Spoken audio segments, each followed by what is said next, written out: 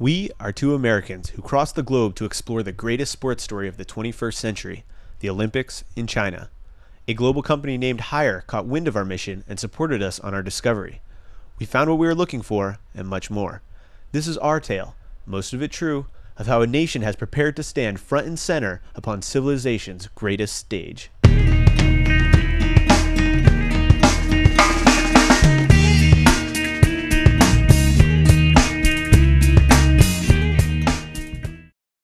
We sought the spirit of Haier and the spirit of the Olympics, so exploring the heart of Beijing was a must. There, smack in the capital center, are two massive Beijing icons, Tiananmen Square and the Forbidden City. Oh my gosh, this is crazy. And we just did the most. No way. We just got into the Forbidden City. People aren't even allowed to go in there, and we got in there because we're awesome. There's a lot of people here. To put any confusion to rest, the Forbidden City is no longer forbidden. From the 15th to the 20th centuries, the complex served Chinese emperors, and during that time, foreigners were banned, hence the catchy name. The term city isn't an overstatement either. The moat and massive walls contain 800 buildings and almost 9,000 rooms. Many of Beijing's historical sites are undergoing renovation, including this behind us, the North Gate of the Forbidden City. Beijing wants to be looking its best for the 2008 Olympics. That's simple. Across the street from the Forbidden City stretches Tiananmen Square. The name Tiananmen refers to the Gate of Heavenly Peace, which separates the square from the southern end of the Forbidden City. Tiananmen is the largest public square in the world. If anything, the amount of real estate it devours is impressive. Hey, here we are across from Tiananmen Square in the center of Beijing, in the center of the 2008 Olympic countdown. As you can see behind us, the Chinese are so excited, they're counting down by the second. The Olympics is coming soon, guys. You ready? Not far away. Let's go!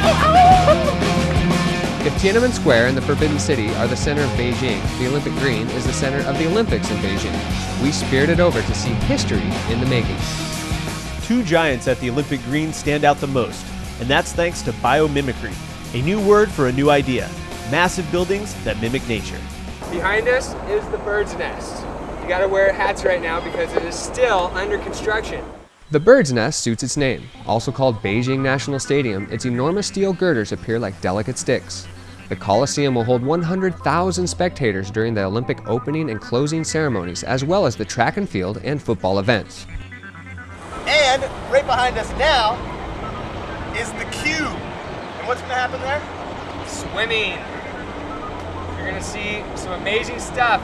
This building is something else. The cube appears like a block of bubbling water. The frame consists of hundreds of polygons and the skin is made of Teflon.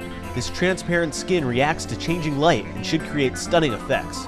For the first time, spectators might actually feel like they're swimming with the athletes. Tell me a quick fact. The Beijing Olympic Green is 3 times larger than New York's Central Park. Central Park, baby. You thought that was big. This is huge. Woo! Other venues at the Olympic Green include the National Indoor Stadium for Artistic Gymnastics, the Archery Field, and the Hockey Field.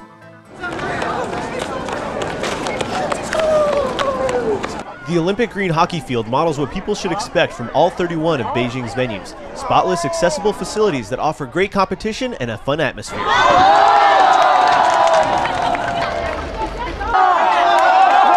Visitors to China will find the locals are enthusiastic sports fans.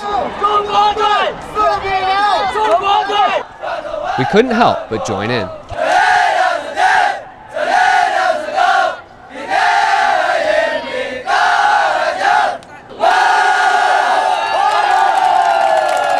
Inspired by the hockey, we crossed over to one of the Olympic practice fields and joined a pickup game. If you're on that side, you're playing.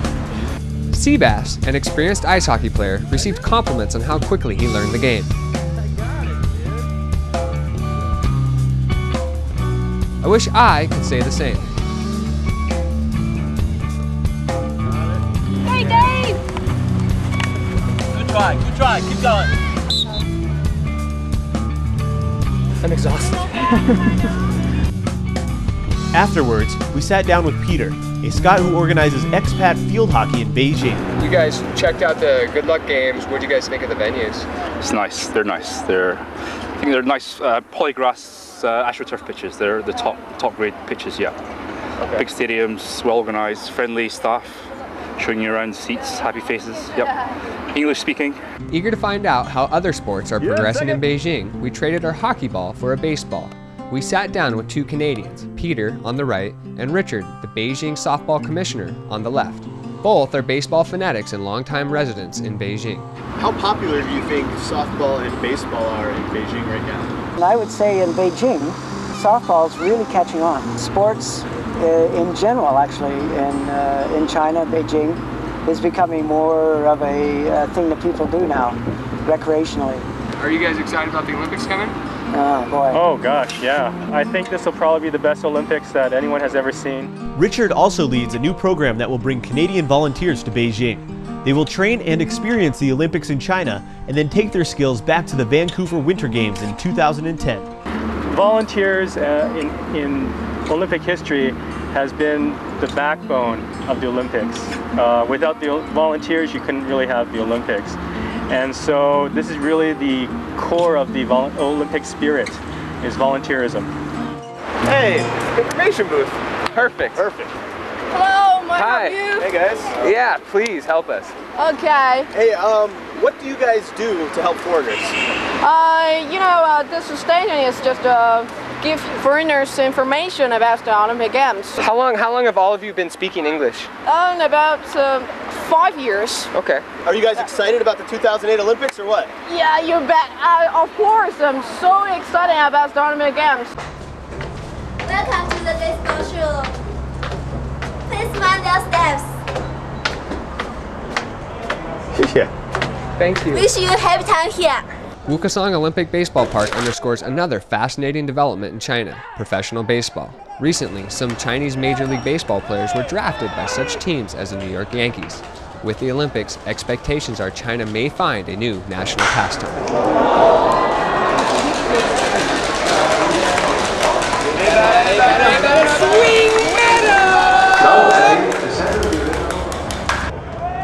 At Wukesong, we sat down with the Fuhua, the Beijing Olympic mascots, to hear their perspective about 2008. What are you guys most looking forward to during the Beijing 2008 Olympics? Fantastic. Is there anything you guys would like to say to the world? If you didn't hear the Fuhua's voices, that's because they're stuffed animals and they can't actually talk. If you did hear their voices, see a doctor.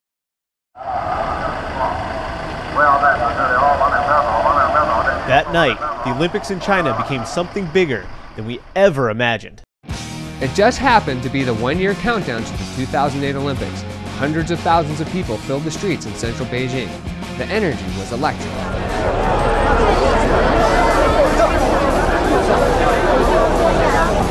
About 1 minute before, a year before the Olympics. Something big's going on.